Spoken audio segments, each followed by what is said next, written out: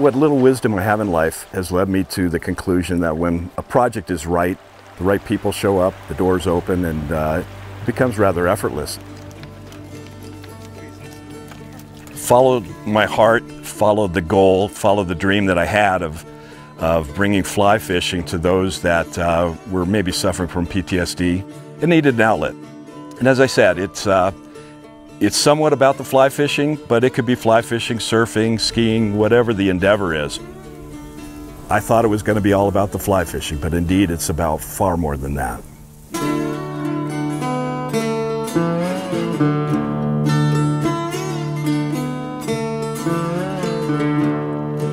We're standing on the south side of the Big Hole River in Wise River, Montana. It's in a huge valley that is sparsely populated. We're surrounded on north and south by national forest, public lands, and there's only, in the Wise River area specifically, there's only about, I'd say, 70 residents. Some of those are not full-time residents either, so there's not very many people here. We're surrounded by tons of great Montana public lands and public waters. So there's great fishing opportunities, but also great opportunities to get out and see the river valley from above, which is a unique experience, especially on horses. Quiet, relaxing.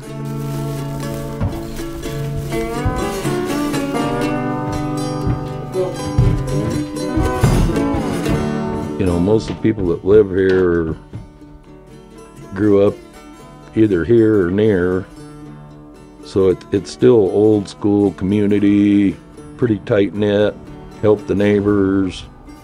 It's a little different than when you get in bigger communities where people don't wave at each other anymore. You know, pretty much everybody knows everybody here. So it's pretty unique. A lot of the locals here are figuring out that it does these vets a lot of good to come here, whether they go fly fishing or horseback riding or whatever the program is. And once they figured out that it was really helping the vets and how much the vets appreciated it, it's almost like they want to be a part of it to help out. And most of them do. I mean, you know, there's different times you call up, hey, we need some help with this, or we need some help with that. And people are just happy to do it.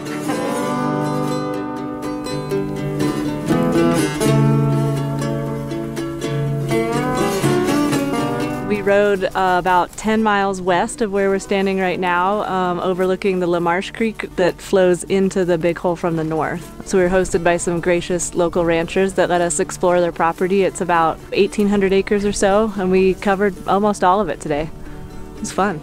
I think the biggest thing I've noticed with the veterans, and also because there's been quite a few first responders here with Mighty Oaks, the fact that they're actually getting support, I think does as much for them as anything you could do, just because they feel that support, which I think is huge for them. One thing I've noticed, I've put a lot of new people on a lot of horses in my life, and I've really noticed how they sit in the saddle.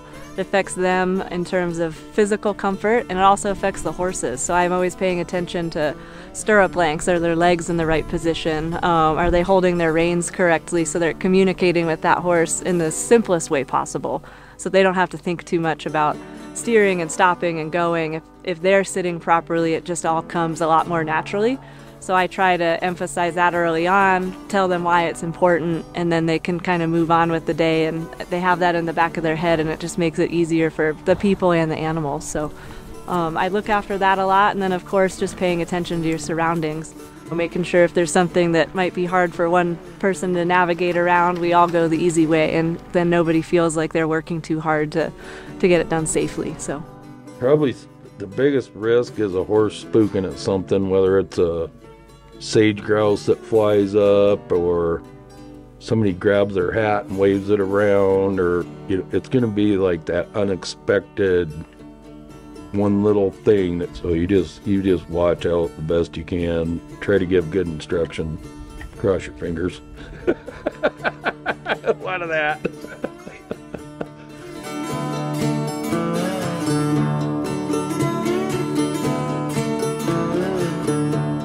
This is one of the first times I've had a lot of time to interact with it, and I've been hugely impressed just in the last 48 hours. And I feel like the community is also getting that as a whole. You know, everyone's growing more comfortable with the idea.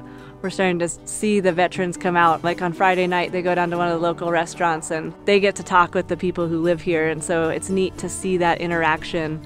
And I think that as a whole, the local community is starting to embrace it. We saw it today when we were riding. The landowner came and saw us, and they were just tickled that we were there with the veterans riding and that they could open up their property for us to come allow them to experience it. So I think as a whole, everyone's really enjoying it, and hopefully we can, you know, move forward and keep getting people here to explore it, both on the water and in the hills. Yeah, I think that's the biggest thing. It's just like the Impact Montana.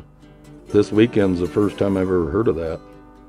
But I think what they're doing is awesome. But it comes back to that same thing. They're providing support where the vets are frustrated because they can't get the support. So they're providing support where they're not getting it. So even if it's not monetary, it's still support. To me, that's the biggest impact. I look forward to developing other opportunities to serve pediatric cancer patients, perhaps other veterans through equine therapy, inner city youth. There's all sorts of underprivileged folks that need healing, and this can be an outpost to engage in future healing to those that need it. Guys, this is one place that you would never regret coming, and after you leave, you'd recommend it to everybody you talk to. There's a ton of great people here, so you're not going to find that kind of support anywhere else. There's a lot of really dedicated people here, which is pretty huge.